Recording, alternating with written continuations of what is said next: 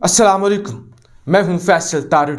इस वीडियो के अंदर हमने बात करनी है कि वज़ीर आज़म इमरान खान साहब के खिलाफ सारे गीदड़ इकट्ठे हो चुके हैं।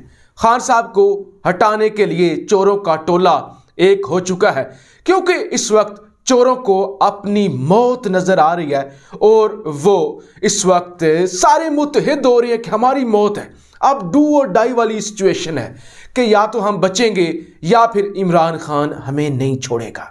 और खान साहब को हटाने के लिए, जैसा कि खान साहब ने खुद कहा कि आलमी साजिशें मेरे खिलाफ हो रही हैं, बैनुल अक़वामी कुव्वतें मेरे खिलाफ हो चुकी हैं। लेकिन जब खान साहब ये बात करते हैं तो अपोजिशन कहती है कि खान को हटाने के पीछे अपोजिशन कुव्वतों का हाथ नहीं है, खान ये सारा ड्रामा कर रहा है और यूरोप और अमेरिका को पाकिस्तान से नाराज करवा रहा है। इस वीडियो के अंदर कुछ सबूत मैंने आपके सामने रखने हैं कि किस तरह आसिफ अली जरदारी आलमी ताकतों का रिंदा है, आलाए कार है और दुनिया में माना हुआ चोर है। इसके अलावा कुछ और भी खबरें आपके सामने रखनी है, क्योंकि मैं अपनी हर वीडियो में मुकम्मल सबूतों से बात करता हूं। ये मेरे पास आज एक किताब है, एक बुक है, ये आप देख सकते हैं।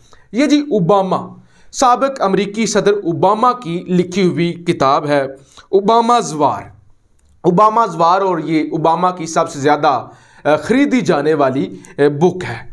इसके सफ़ा नंबर 62 पे आप जाएं तो आपको पता चलेगा कि जरदारी साहब को अमेरिका के अंदर याद किस तरह से किया जाता है। सर, जब ओबामा के नायब सदर जो बाइडन, जो कि अभी सदर हैं, वो पाकिस्तान तशरीफ़ लाए और उनके साथ ग्राहम भी थे। अच्छा जी, वो लिखते हैं कि ऑन फ्राइडे जनवरी 9, 2011 के अंदर, days before the inauguration, Biden and Graham landed in Islamabad. President Zardari rolled out the red carpet. Pakistanis often referred to Zardari as Mr. 10%, a nickname he earned for taking kickbacks during the partnership of his late wife Benazir Bhutto. ये जी सारी इसके अंदर बताया गया है, ये आप खुद भी पढ़ सकते हैं।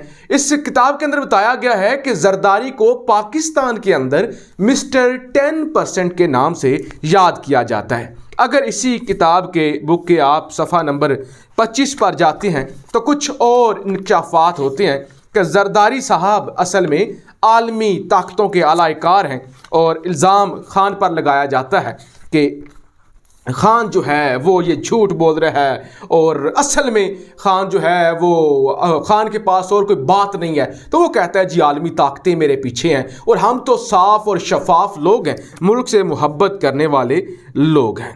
अच्छा, ये जी on Wednesday November 12, CIA director Mike Hayden went to New York city to discuss predator drone strike inside Pakistan with its president Asif Ali Zardari. वो कहते हैं कि आसिफ अली जरदारी के साथ ड्रोन अटैक की बात की जाती है और सारे मामलात डिस्कस किए जाते हैं और आसिफ जरदारी को इस बात की कोई टेंशन नहीं होती कि हमारे मुल्क के अंदर ड्रोन अटैक हो रहे हैं। ज़रा एक और इसी किताब का, ये जो किताब आप खुद पढ़ सकते हैं, इसी बुक के सफ़ा नंबर 26 पर आप ज़रा जाएंगे। किल द सीनियर्स, जरदारी कह रहे हैं अमरीकियों को, kill the seniors, Zardari sad collateral damage were is you Americans. ये जो ज़्यादा लोग मारे जाते हैं ना, कोलैटरल डैमेज यानी आप टारगेट को निशाना बनाते हैं और टारगेट को मारते मारते आप आसपास के मासूम लोगों को भी मार जाते हैं। जरदारी कहता है कि कोलैटरल डैमेज आपको परेशान करता होगा, आपको फ़र्क पड़ता होगा कि हमने ड्रोन अटैक किया है और 7 मासूम लोग मारे गए हैं। वो कहते हैं इट डज नॉट वरी मी। ये वो कहता है कि मुझे बिल्कुल वरी नहीं करता, ये मुझे बिल्कुल परेशान नहीं करता।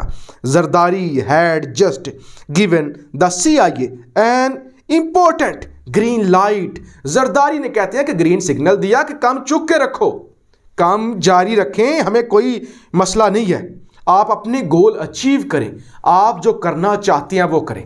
इसी बुक के अंदर यही किताब आप पढ़ सकते हैं।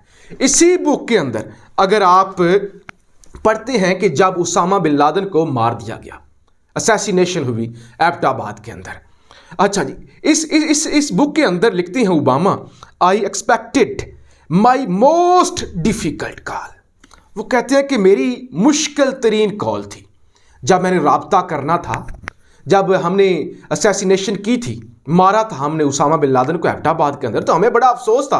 अफसोस तो नहीं था, मतलब हमें ये था, हम डरे हुए थे कि पाकिस्तान की बेइज्जती हमने कर दी है और हमने पाकिस्तान के अंदर उसामा को निशाना बनाया है।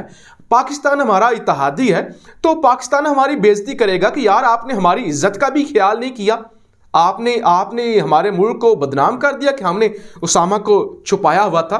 तो वो कहते हैं मैं बड़ी स्ट्रेस में था कि मैं कॉल करूंगा, जरदारी साहब मुझे क्या कहेंगे। वो कहते हैं I expected my most difficult call. मैंने वैसे काफ़ी कॉलें की, लेकिन ये वाली जो कॉल थी मुझे लगा ये सबसे मुश्किल है। मैंने पानी शानी पिया, मैं ज़रा रिलैक्स हुआ, मैंने फिर कॉल की। कहते हैं मैंने खबर जब दी ना जरदारी को, तो उन्होंने कहा इट्स वेरी गुड न्यूज़, और उन्होंने मुझे कहा कि हमारी सपोर्ट आपके साथ है, और उन्होंने मुझे मुबारकबाद पेश की। मैं हैरान हुआ, कितने अजीब लोग हैं, कितने अजीब लोग हैं। बेइज्जती हो गई है, शर्म से डूब मरने का मुकाम है, और ये इत्तेहादी हैं, इत्तेहादियों ने बेइज्जती कर दी है। और जरदारी कह रहा है कि मुबारकबाद, हमारी सपोर्ट आपके साथ है, और ये तो बड़ी अच्छी खबर है। और जरदारी कहता है कोलैटरल डैमेज की तुम अमरीकियों को परवाह होती होगी, मुझे कोई परवाह नहीं। लिहाजा ये किताब आप खुद पढ़ सकते हैं। वुडवर्ड, बॉब वुडवर्ड की ये किताब उन्होंने लिखी हुई है, ओबामा's वार्स द इनसाइड स्टोरी, ये बुक है। आप जी, इमरान खान साहब ने आज भी बताया है कि अगर अदम एतमाद कामयाब ना हुई तो फिर मैं इनको छोड़ूंगा नहीं। गीदड़ की जब मौत आती है तो वो शहर की तरफ भागते हैं। उन्होंने कहा पहला टारगेट मेरा जरदारी होगा, मिस्टर 10%। दूसरा टारगेट मेरा बूट पॉलिश करने वाला शोबाज होगा, जबकि तीसरा मेरा टारगेट होगा फजलू को मैं नहीं छोड़ूंगा। साथ ही वज़ीर आज़म ने कहा कि ये क्या बिलावल।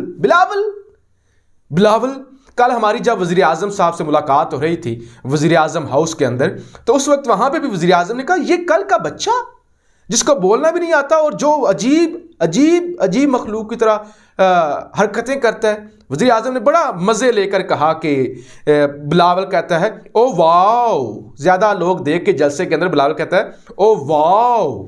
और आज भी वज़ीर आज़म साहब ने कहा कि जरदारी खुदा का वास्ता है, 15 साल हो गए हैं, इस बच्चे की उर्दू तो सीधी करवा दो जो कहता है जब ज़्यादा बारिश होता है तो पानी आता है, और कहता है कि चीनी उगता है। और साथ ही कल जो इस्लामाबाद के अंदर बिलावल साहब ने शाहकार दुनिया के सामने पेश किया, इस वक्त ट्विटर पर वो टॉप ट्रेंड भी कर रहा है कि कांपें टांग रही हैं इस वक्त इस्लामाबाद के अंदर। तो कांपें तो वाकई टांग रही हैं इस वक्त इस्लामाबाद के अंदर। तो ये जनाब सूरत हाल है। देखें जी, खान साहब के बारे में आपको बताऊं, पाकिस्तान पर इतना प्रेशर, क्योंकि मैं इंटरनेशनल अफेयर्स को कवर करता हूं तो मुझे इस बात का अंदाज़ा है कि इसराइल को एक्सेप्ट करने के हवाले से पाकिस्तान पर कितना प्रेशर था, लेकिन पाकिस्तान ने यह प्रेशर नहीं लिया। जब अफ़गानिस्तान जंग थी और अमेरिका निकल रहा था, उस वक्त पाकिस्तान पर कितना प्रेशर था, और खान साहब ने कहा कि एब्सोल्युटली नॉट।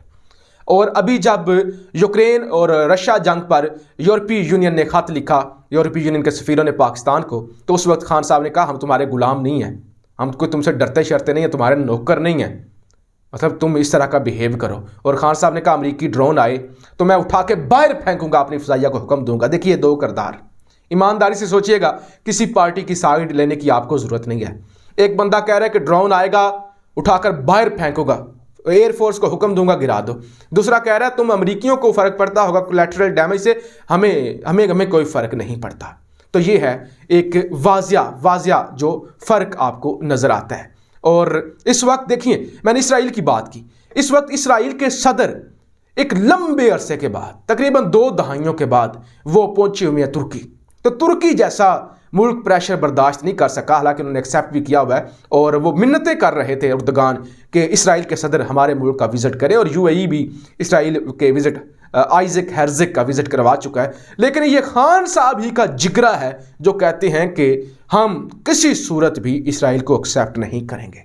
फैसला आपने करना है कि आपने किसके साथ खड़ा होना है, और आपने फैसला करना है कि कौन बैरूनी ताकतों का आला कार है और कौन सच्चा और हकीकी लीडर है जो उम्मत मुस्लिमा की बात करता है। पाकिस्तान जिंदाबाद।